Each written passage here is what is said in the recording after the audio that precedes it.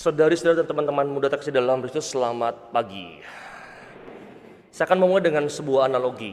Ada seorang imam yang pulang dari tempat misinya ke tempat asalnya. Lalu ia memakai kapal laut. Kebetulan ia membeli tiket kelas 1 dan di kelas 1 itu ada 2 tempat tidur. Ketika ia masuk ke kamarnya ternyata sudah ada rekan kamar yang lain. Lalu ia berbincang-bincang dengan teman rekannya. Setelah berbincang-bincang, ia pamit keluar menemui pegawai kapal tersebut untuk menitipkan jam arloji emasnya dan berbagai macam perhiasan-perhiasan yang berharga. Dengan senang, petugas kapal itu menerimanya dengan mengatakan, "Baik Pak, terima kasih Anda telah mempercayakan itu kepada kami. Kebetulan tadi juga sebelum Bapak, rekan sekamar Bapak itu juga menitipkan barang-barang berharganya karena tidak percaya kepada rekan kamarnya." Analogi singkat ini mau mengatakan sesuatu bahwa ternyata mau tidak mau kita lebih mudah untuk menilai orang lain itu berdasarkan fisik belaka. Mau tidak mau.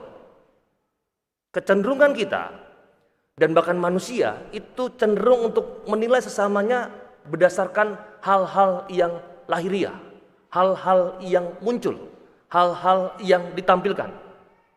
Imam tadi itu mencurigai teman penumpangnya berdasarkan juga hal-hal lahiriah.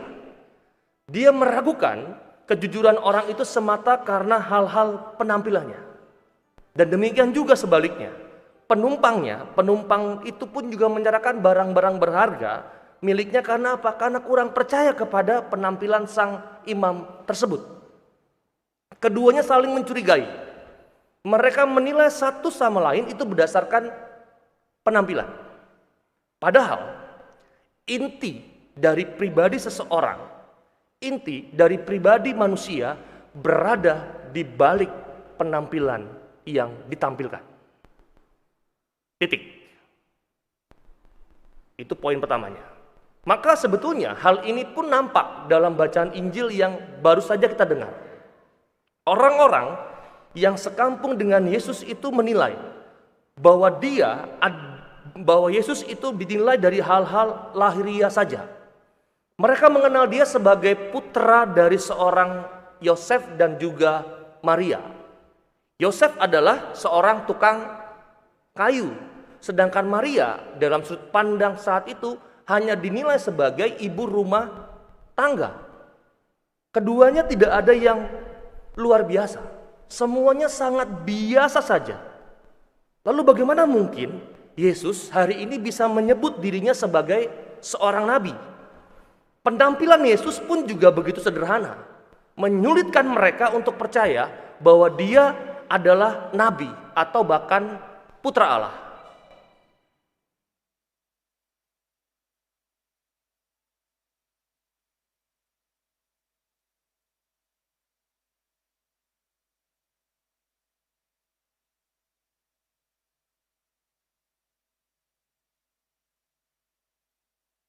Maka pengalaman Yesus ini itu mau membenarkan perkataan Yohanes di dalam prolog Injilnya, di dalam pembukaan Injilnya. Kalau Anda mengamati, Yohanes mengatakan, "Ia telah ada di dalam dunia dan dunia dijadikan olehnya." Ia telah ada di dalam dunia dan dunia dijadikan olehnya. Tetapi dunia tidak mengenalnya. Ini agak sulit perkataannya. Ia telah ada di dunia, di dalam dunia, dan dunia dijadikan olehnya, tetapi dunia tidak mengenalnya. Ia datang kepada milik kepunyaannya. Ia datang kepada milik kepunyaannya, tetapi orang-orang kepunyaannya tidak menerimanya. Ini kalau dalam sudut pandang tertentu itu dagelan tuh.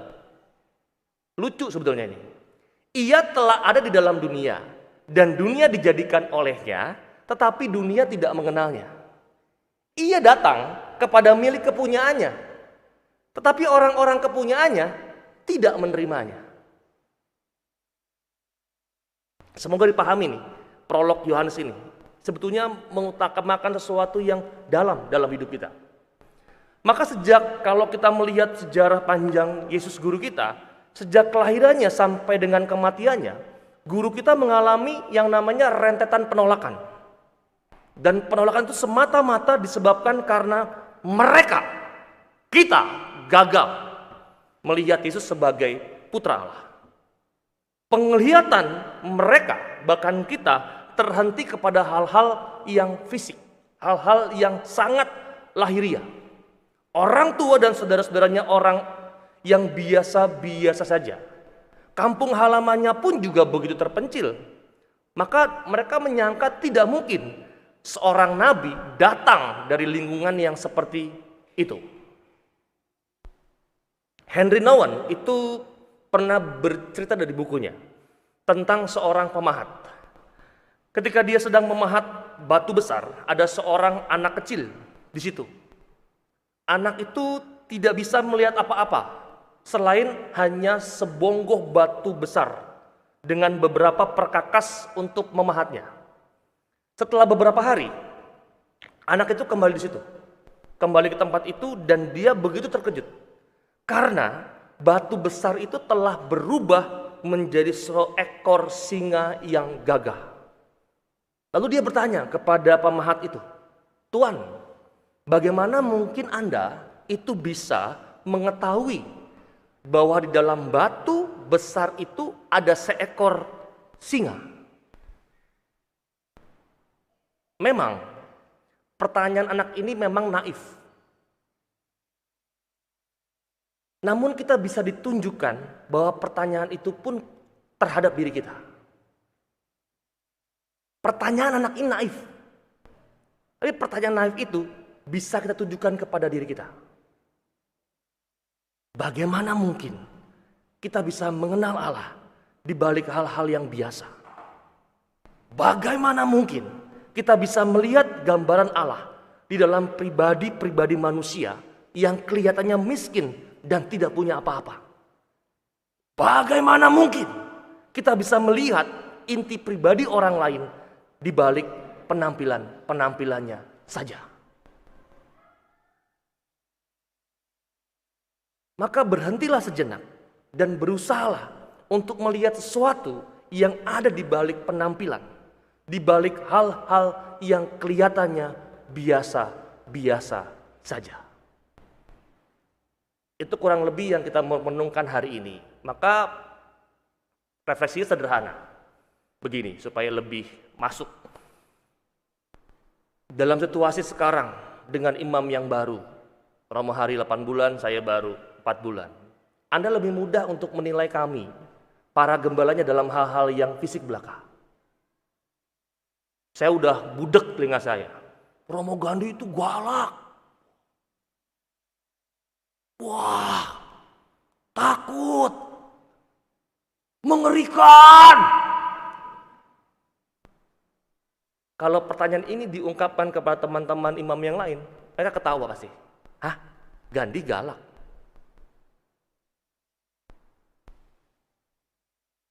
Kita pun sulit untuk melihat penampilan antara tegas dengan galak. Romo Hari itu santun. Pagi Bapak Ibu, sedangkan Romo yang satu lagi urakan.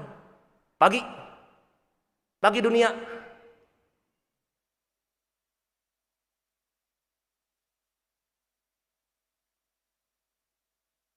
Betul nggak?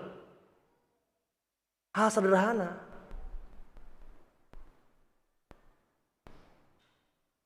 Dan menjadi repotnya lagi, penilaian Anda yang berdasarkan rasa itu digembor-gemborkan kepada banyak orang yang belum punya pengalaman apapun terhadap diri orang lain yang mau dinilai,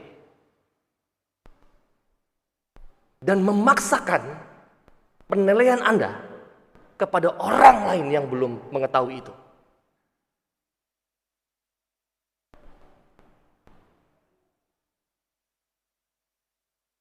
Maka bacaan kedua yang Anda dengar tadi itu berbicara tentang kasih. Kasih, iman, harapan, dan kasih. Dan ketiganya yang terbesar adalah kasih. Orang yang punya kasih itu orang yang punya empati. bukan cuma sekedar simpati. Lebih dalam dari cuma sekedar bersimpati, tetapi dalam, lebih masuk, lebih deep, mempunyai empati. Maka Anda membayangkan kalau diri Anda dinilai cuma sekedar hal-hal yang fisik di belaka. Kalau positif Anda senang, seperti ramalan bintang. Oh, bintang Sagittarius, A, B, C. Kalau jelek, itu bukan, salah. Maka hari ini saya mau mengajak Anda semua yang hadir hari ini, mari belajar untuk punya kedalaman pribadi. Bukan cuma sekedar menilai orang lain dalam kerangka hal-hal yang fisik, bahkan lahiriah belaka. Supaya apa? Supaya Anda punya kualitas hidup yang lebih dalam juga. Agak menyedihkan sebetulnya. Dalam kamus Anda sulit melihat orang lain di balik penampilan.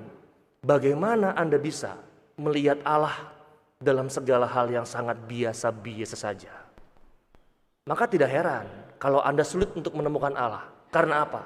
Karena cara pandang Anda, kualitas Anda itu tidak begitu dalam.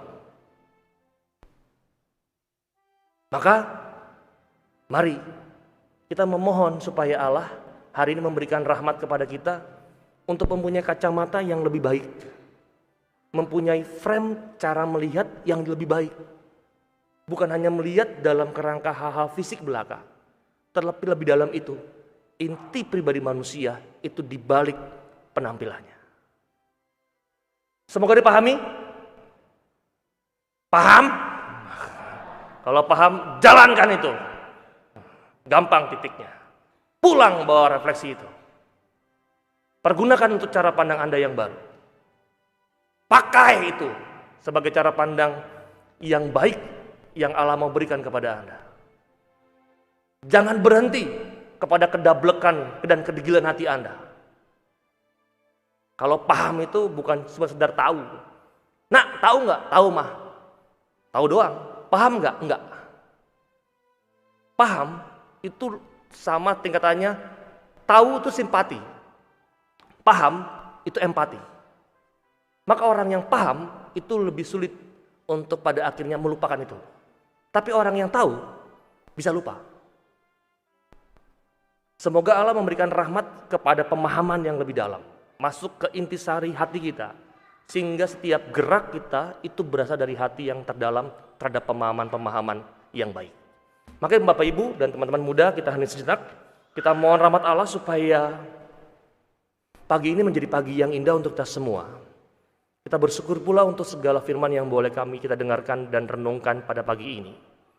Dan semoga Allah yang Maha Baik juga memberikan kepada kita semua rahmat-rahmat yang kita butuhkan dalam menjalani seluruh kehidupan kita. Maka mari kita hening sejenak.